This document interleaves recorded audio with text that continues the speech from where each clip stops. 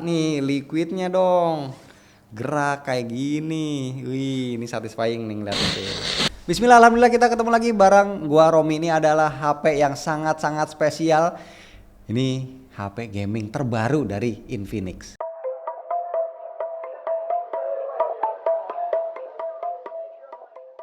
Nah, saking spesialnya, gua dikirimin juga nih ya, ada kayak gambaran bagaimana cooling dari handphone ini bekerja tuh ya. Ini udah ketahuan, Infinix GT 50 Pro Hydro Flow Liquid Cooling Architecture.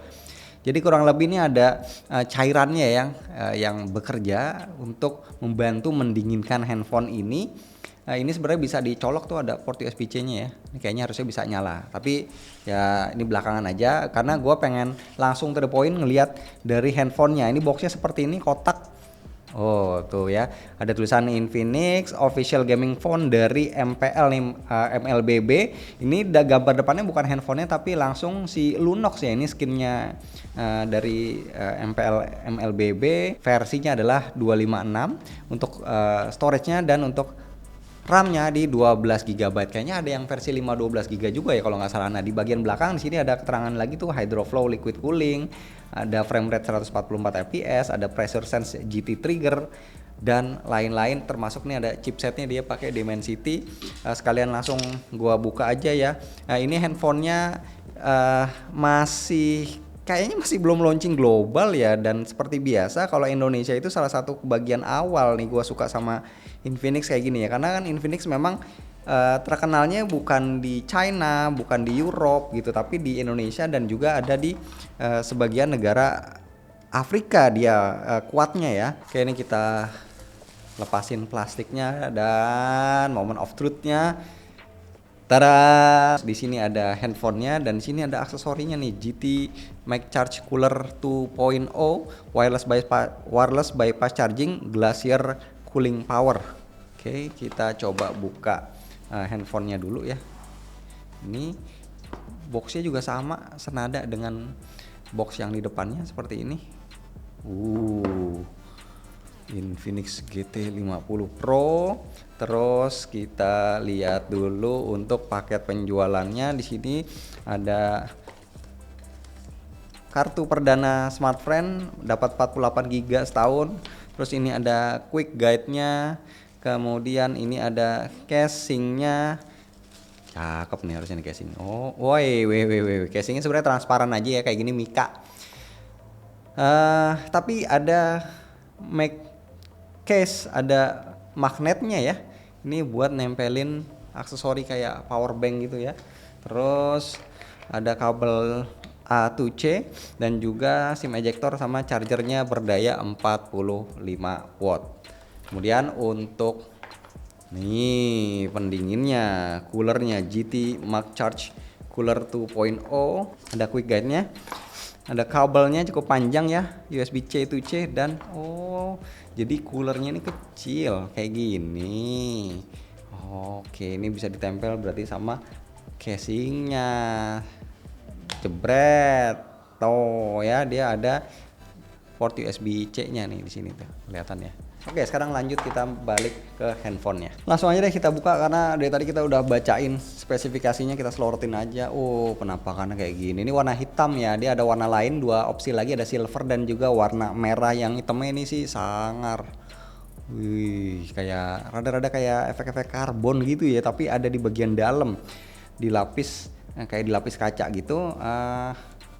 Untuk materialnya sih feeling gue nih harusnya dari plastik ya, untuk memberikan efek lebih ringan dan juga harganya jangan terlalu mahal ya. Tapi ini ya, dengar-dengar ya, ini kan belum resmi, tapi gue browsing ya, ada salah satu toko, nggak tahu beneran apa enggak, dia udah mencantumkan harganya yang versi 256 itu sekitar 6 jutaan, 6,5, 6,6. Yang 512 nya itu lebih mahal ya, 7 jutaan. Kalau bener segitu memang lumayan juga ya. Kita body tour dulu di bagian atas. Di sini ada keterangan tulisannya Dolby Atmos, terus ada grill speaker, ada infrared blaster, ada mikrofon. Di sebelah kanan ini dia ada tombol triggernya nih tuh ya, kapasitif seperti ini. Terus ada tombol volume, tombol power, tombol trigger lagi. Kemudian di bagian bawah ada grill speaker, ada slot kartu, terus ada mikrofon, ada port USB-C. Di sebelah kiri ini kosong, tidak ada apa-apa, dan ini nggak ada garis antena ya, jadi harusnya ini terbuat dari bahannya plastik polikarbonat. Woi, langsung kelihatan. Ini yang berkali-kali gue bilang gue suka dari handphone China, salah satunya adalah Infinix. Itu framenya dia nggak takut untuk ngasih bezel ya, bezel layar yang tipis dan simetris. Ini enak banget dilihatnya, jadi nggak kayak handphone murahan gitu ya. Nah, sambil nunggu setup kelar bentar lagi nih, gue pengen kasih lihat tuh di bagian belakang di bawah tuh dia ada cairan tuh ya, teman-teman bisa lihat tuh, bisa gerak. Ini apa ya, satisfying yang lihatnya, lucu gitu. Ada sesuatu movement di bagian belakangnya ini yang bisa berpindah-pindah, bisa bergerak gitu. Ngelihatnya itu kayak aduh apaan sih ini gitu, tapi ya bikin penasaran, terus bikin satisfying juga, lucu ya, keren. Oke, wah ini udah selesai. Tampilan utamanya langsung XOS Get Ready. Yuk langsung kita masuk nih, basisnya Android 16 dan temanya langsung disajikan dengan tema yang berbau-bau gaming lah ya. Tema seperti ini, icon-iconnya warna hitam selaras dengan warna handphonenya. Nah, selain liquid yang bisa bergerak seperti ini ya, di bagian belakang ini ada garis-garis. Nah, ini dia bisa menyala di menu setting. Kita cari aja mechanical light waves. Di sini bisa kita aktifin, jebret. Langsung kan bergerak kayak gini. Nah, ini ada pengaturannya ya. Mau fix efeknya tuh. Mau ada breath, ada flywheel, converge, firework, rainfall, infinite, warnanya juga bisa diganti. Misalkan seperti ini, kita coba fireworks. Tuh, cedar kayak petasan gitu ya. Tuh bisa begini, rainfall. Oke, ini flywheel tuh. Ya kalau yang doyan mencolok ya pakai ini di tongkrongan, mantep.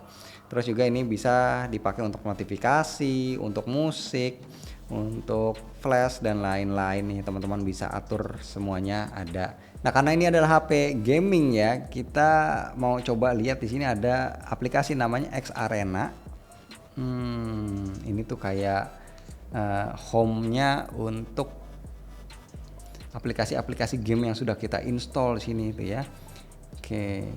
Di sini kita bisa lihat sistem secara real time ya, kayak suhu, kayak sisa RAM, karena terus juga CPU yang kepake berapa persen, karena kan memang itu yang jadi fitur unggulan ya dari sebuah handphone gaming yang membedakan dengan handphone lainnya. Tapi di sini gua nggak akan coba lebih jauh untuk bermain game ya, karena ini adalah video first impression, video unboxing aja, dan handphonenya sendiri belum launching resmi, jadi gua tidak mau mendahului itu ya. Teman-teman bisa lihat di sini ada fitur kayak performance bot-nya, ada GPU setting-nya, touch optimization-nya kayak gitu ya. Terus juga ada termasuk ada GT trigger-nya nih ya, yang di bagian kanan dan kirinya nih triggernya seperti ini. Dan BTW untuk triggernya dia nggak cuma bisa, katanya nggak cuma bisa respons sentuhan klik kayak gini aja, tapi juga swipe seperti ini. Nah, untuk layarnya dia 6,78 inci AMOLED. Brightness-nya katanya sih di 1600 nits ya. Terus untuk ini spesifikasinya langsung aja gua jembrengin skor Antutunya. Dia pakai Dimensity 8400 Ultimate. Ini adalah salah satu chipset kelas menengah ke atas yang performa ini terkenal bagus ya. Nah, ini di Antutu benchmark versi 11 ya, 11.11 dapat 1,7 jutaan. BTW ini selama pengujian terasa relatif adem ya, lebih adem dari kebanyakan handphone flagship yang pernah gua coba ya. Bisa jadi ini karena memang cooling bawaan yang di dalamnya itu sudah bagus ya. Di sini dapat CPU score-nya hampir 500.000, GPU score-nya 500 ribuan juga, dan ini bisa potensi lebih naik lagi kalau kita ngetesnya di pakai mode yang performance dan ngetesnya di tempat yang lebih adem lagi ya. Tuh di sini kelihatan ya, suhunya cuma naik 7 derajat Celcius saja, yang mana ini adem banget. Untuk RAM-nya tadi kita udah bahas di depan, 12 GB LPDDR5X, dan untuk storage-nya 256 atau 512, pakainya UFS 4.0, dan baterainya ini 6500 mAh, ngecasnya bisa 45 watt,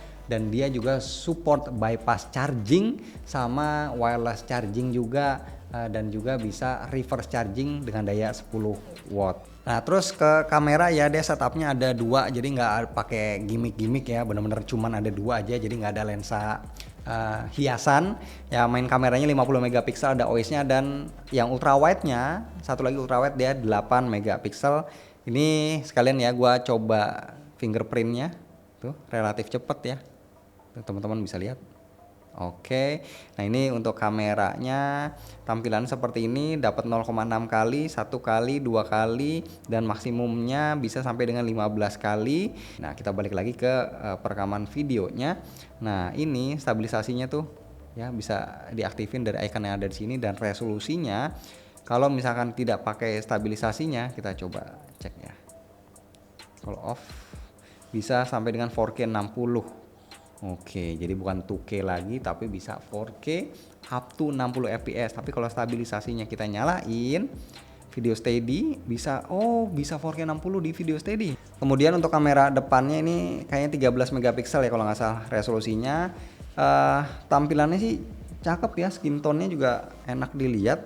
Dia bisa merekam sampai dengan bisa 4K 30 fps dengan video steady-nya on. Bisa, cakep loh.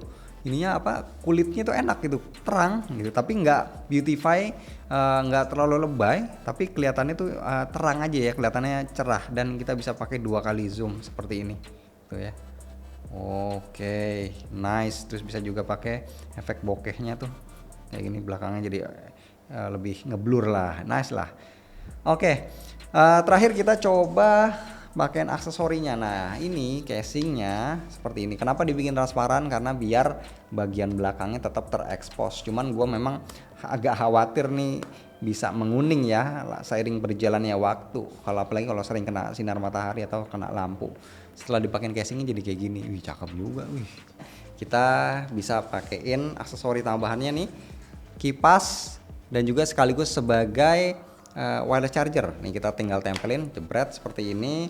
Kemudian kalau mau colok ke handphonenya bisa, tinggal colok aja tuh, dia menyala seperti ini. Tapi otomatis gak ngecas dong, karena kan dayanya ngambil dari si baterai handphone ya, pakai reverse wireless charging. Nah kalau misalkan teman-teman mau sambil wireless charging ya, ngecas, misalkan dipakai charger, colok ke stop kontak ataupun ke power bank kayak gini contohnya nih, jebret tuh ya, dia bisa nyala juga tuh langsung.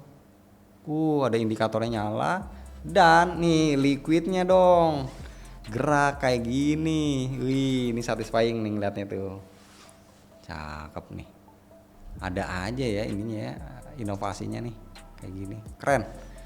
Oke, cuman ya intinya balik lagi ya, dengan segala fitur yang di bawah, dingin nih, serius dingin.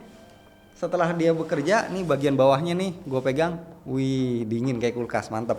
Nah cuman tinggal harganya aja ya, ini bakal berapa, apakah bener 6 jutaan atau 7 jutaan. Kalau memang bener ya mau gimana lagi, karena memang tahun ini harga device yang pakai RAM itu, storage itu pada naik semua. Jadi kalau ikutan naik ya sudah sewajarnya. Yang penting dia sekarang udah semakin naik kelas lagi, pakai fitur-fiturnya banyak, pakai chipsetnya juga kelas menengah ke atas, kapasitasnya tinggi, baterainya gede ya, fitur-fiturnya juga banyak lah. Yang penting siapin aja dananya untuk bungkus yang satu ini, bentar lagi launching resmi, dijual resmi di Indonesia.